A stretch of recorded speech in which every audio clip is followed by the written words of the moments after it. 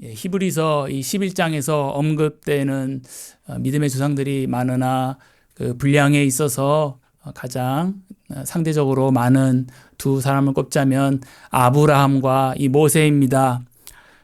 성경에서 이 두 사람은 하나님의 큰 구원의 그 역사 가운데서 결정적으로 중요할 때 아주 중심적으로 쓰였던 두 인물입니다. 물론 많이 있지만 참 중요하게 쓰여졌던 인물입니다. 그래서 성경에서 이 두 사람을 자주 언급합니다.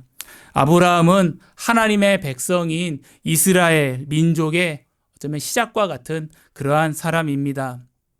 그래서 로마서 4장 11절을 보면 모든 믿는 자의 조상이라고 아브라함을 그렇게 부르기도 합니다. 그런데 성경에서 아브라함보다 이름이 한 서너 배 더 많이 언급되는 사람이 있습니다. 바로 모세입니다.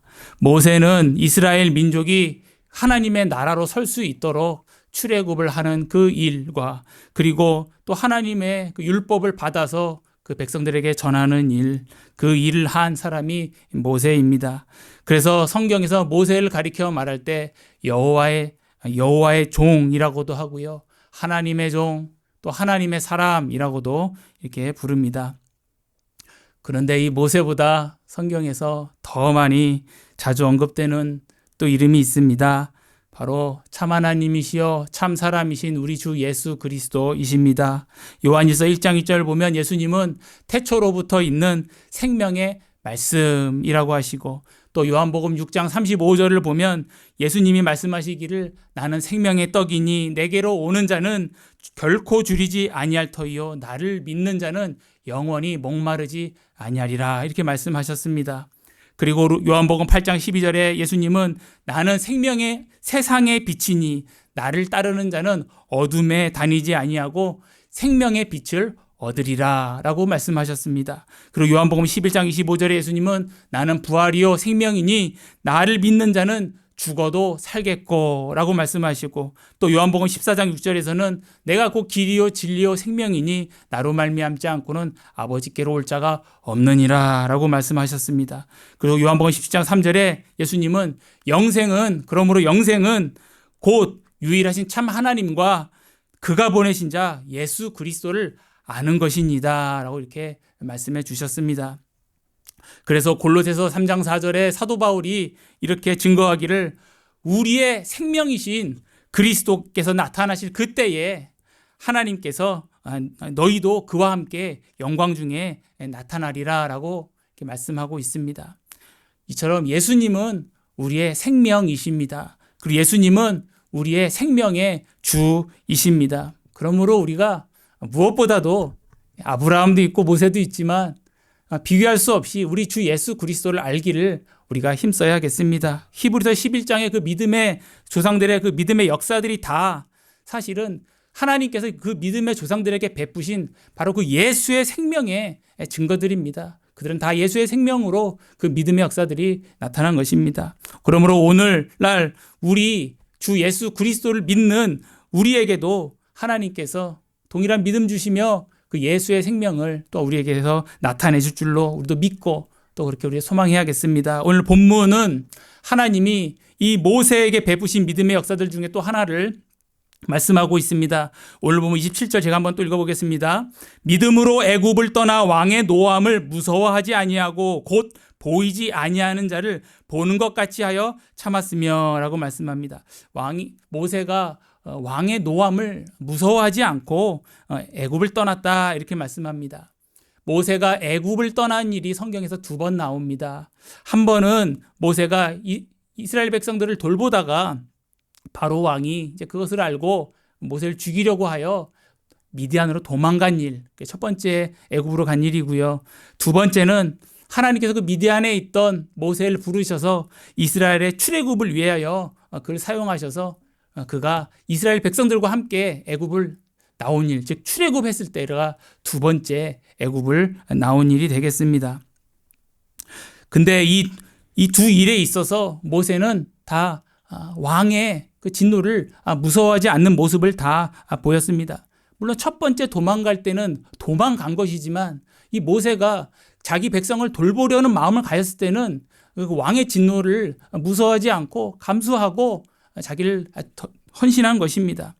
또 두 번째, 이 모세가 출애굽할 때는 그 바로가 하나님으로부터 하나님을 거역하고 또 하나님에게 10가지 재앙을 받으면서 얼마나 이 분노가 차올랐음에도 불구하고 이 모세는 그 바로의 그 어떠함을 전혀 개의치 않고요.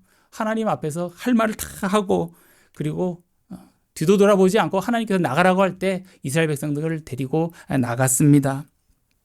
근데 가만히 살펴보면 오늘 본문은 이 두 가지를 다 가리킨다고 말할 수 있지만 좀 더 강도점이 이 후반부에 있는 바로 이 출애굽의 그 나감을 말하는 것은 아닌가 이렇게 생각이 듭니다.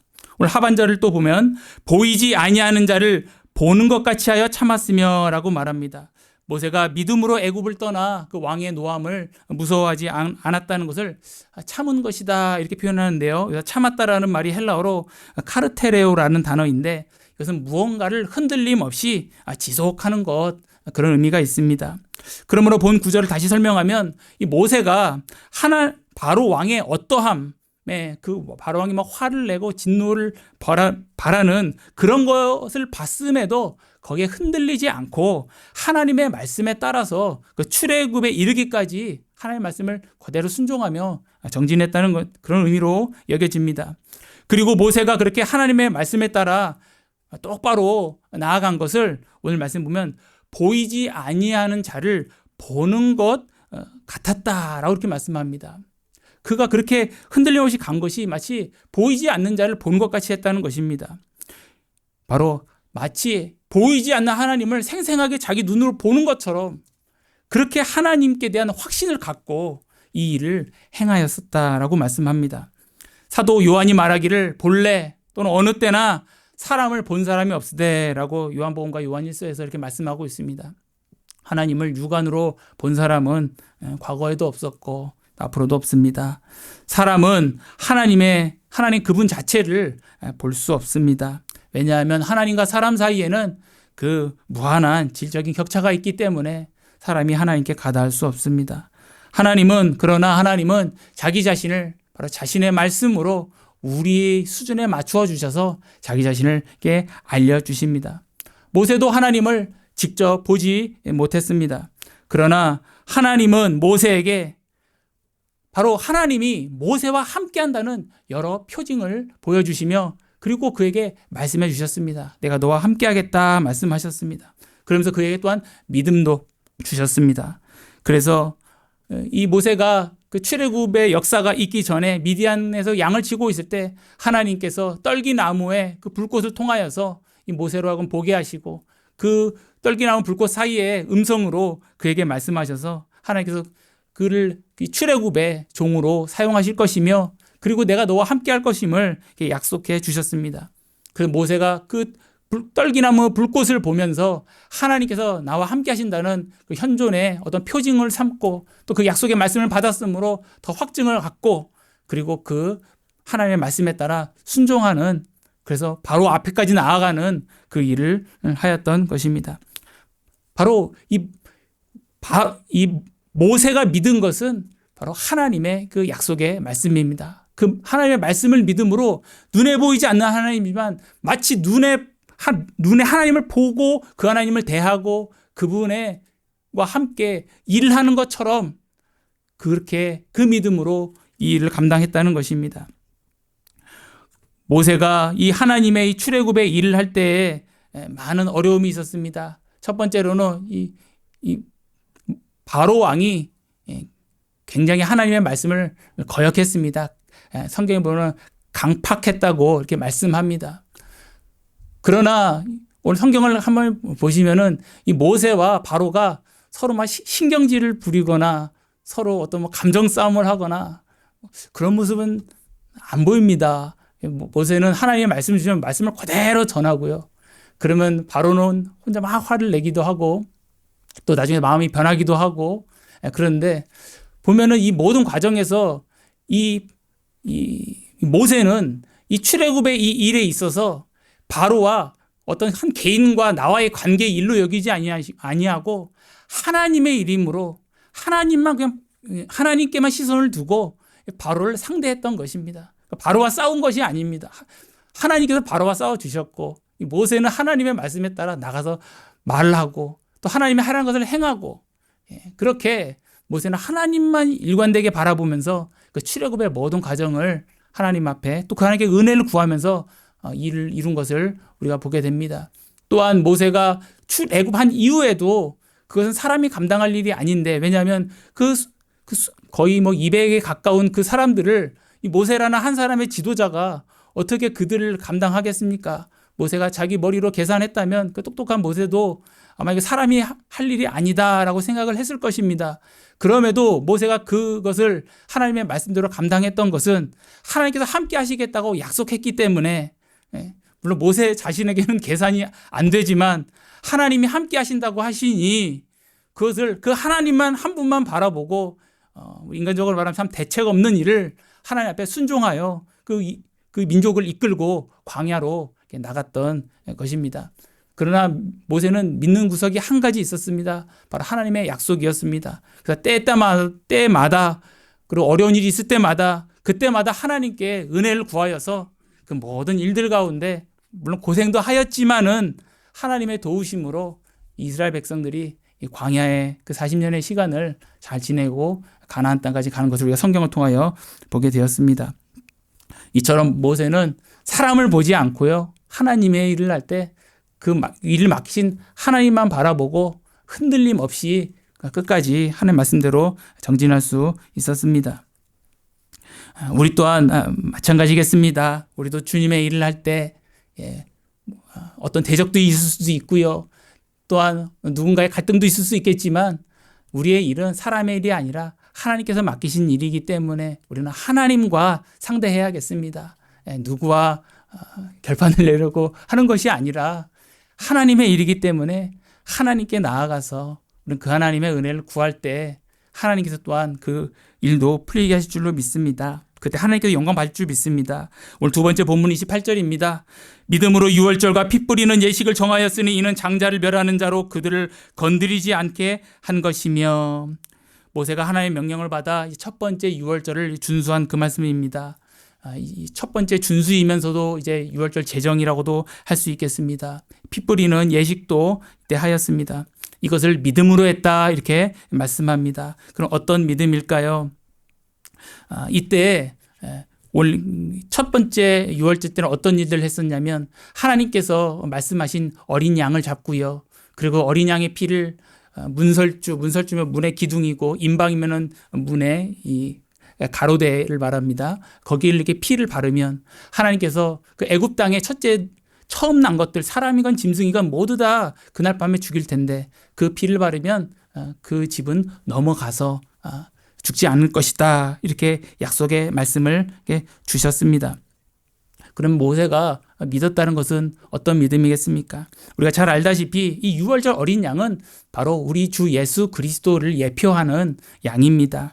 우리가 이사야서 54장 7절을 보면 그는 곤욕을 당하여 괴로울 때에도 그 입을 열지 아니하였으며 마치 도수장에 끌려가는 어린 양과 털 깎는 자 앞에서 잠잠한 양같이 그 입을 열지 아니하였도다라고 이사야 선지자가, 우리 장차 오실 그리스도가 이 유월절 어린 양이라는 것을 말씀하고요.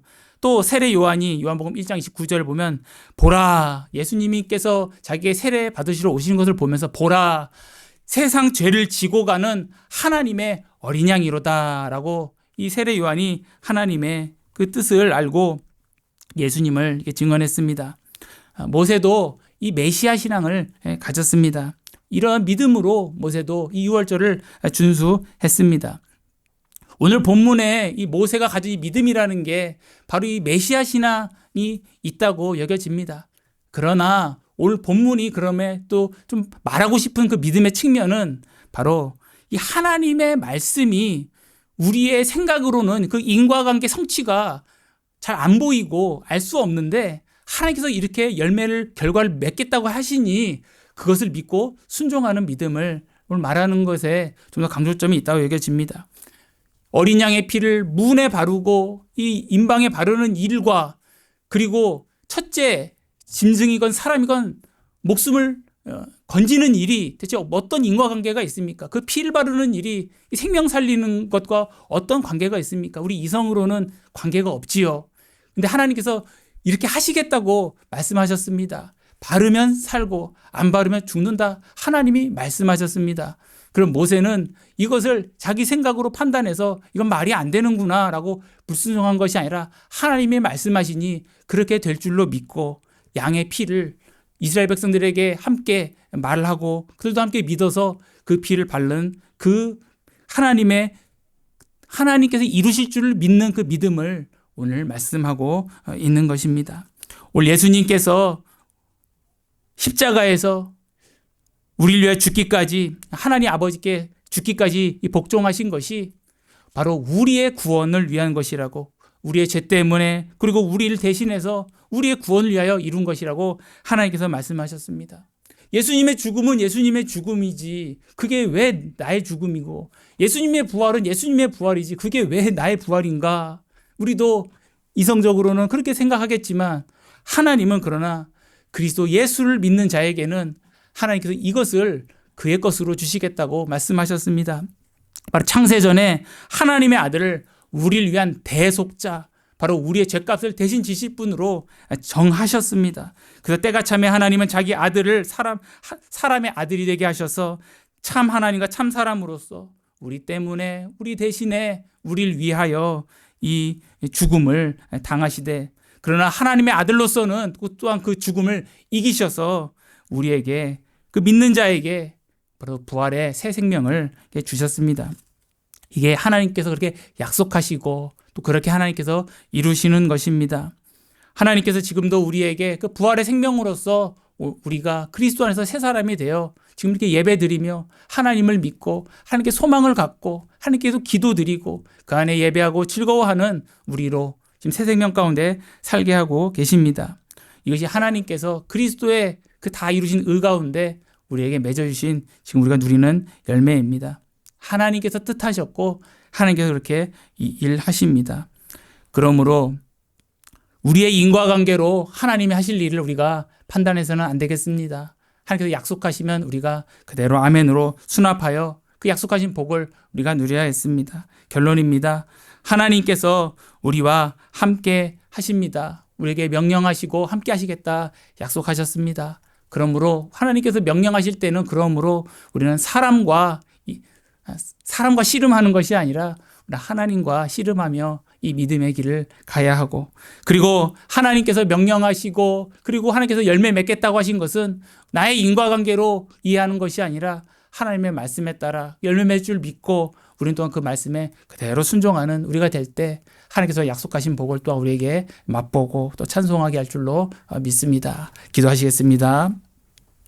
거룩하고 자비로우신 하나님 아버지, 하나님께서 우리와 함께 하시며 또 우리에게 귀한 사명 주시며 그 일이 또 하나님만 바라볼 때만 이루어질 수 있다는 것을 또 우리에게 말씀해 주시니 감사합니다.